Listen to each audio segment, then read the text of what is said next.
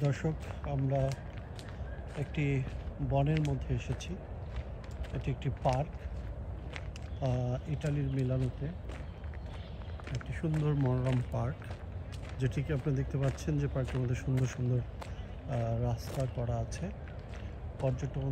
পর্যটকদের জন্য অত্যন্ত মনোরম একটি পরিবেশ, যেখানে শিক্ষার্থীরা এবং বয়োজ্যেষ্ঠরা এবং যাদের আসলে খেলাধুলার বয়স এবং যাদের আসলে অনেক কাজ নেই, কিছুটা সময় কাটানো, কোয়ালিটি টাইম এক্সপ্লেন করার মতো পরিবার নিয়ে এবং পরিজন নিয়ে এমন কিন্তু সুন্দর সুন্দর পার্ক রয়েছে ইউরোপের বিভিন্ন কান্ট্রিতেই।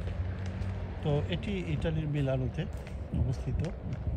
তো এরকম পার্ক যদি বাংলাদেশে বিভিন্ন স্থানে স্থাপন করা হয় বা সুনির্দিষ্ট কিছু স্থানে যদি এরকম পার্ক নির্মাণ করা হয় পর্যটকদের জন্য, আমার মনে হয় আমাদের শিক্ষার্থীরা, আমাদের নতুন প্রজন্ম অনেক সুন্দর ভাবে তারা বের উঠবে এবং আমাদের পর্যটন শিল্পও কিন্তু অনেক দূর এগিয়ে যেতে পারে।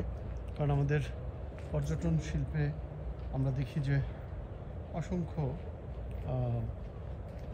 ভালো ভালো স্পটগুলো রয়েছে। তো এখন সেই স্পটগুলোর সাথে আরও কিন্তু সুন্দর সুন্দর উদ্যোগ নিতে পারে আমাদের যেই ট্যুরিস্ট পুলিশ রয়েছে, তারাও কিন্তু অনেক ভালো ভালো কাজ করছে। তো সেই ক্ষেত্রে আমরা বলবো যে সকল ট্যুরিজম বোর্ড সহ সকল পর্যটন শিল্পের যেই সব প্রতিষ্ঠানগুলো রয়েছে, সবাই যদি একত্রিত হয়ে যদি এভাবে উদ্যোগ গ্রহণ করে, তাহলে কিন্তু পর্যটন খাতটাকে, বাংলাদেশের যে সৌন্দর্য, সেই বিউটিফুল বাংলাদেশ কিন্তু আরও বেশি এগিয়ে নিয়ে যেতে পারে, এমনটি আমরা প্রত্যাশা রাখছি। দর্শক, ইটালির মিলান থেকে সাথে ছিলাম আমি, রিয়াজুল ইসলাম কাউসার। সবাইকে শুভকামনা এবং আমি আশা করব বাংলাদেশ ট্যুরিজম বোর্ড এবং পর্যটন শিল্প কর্পোরেশন এবং ট্যুরিস্ট পুলিশ এই ভিডিওটি দেখবে এবং ভিডিওটির যে বার্তা, সেটি বাংলাদেশ সরকারের সাথে সমন্বয় করে এমনিভাবে এগিয়ে যাবে। তাহলে বাংলাদেশ আরও এক ধাপ এগিয়ে যাবে আমাদের পর্যটন শিল্পে। সবাইকে শুভেচ্ছা।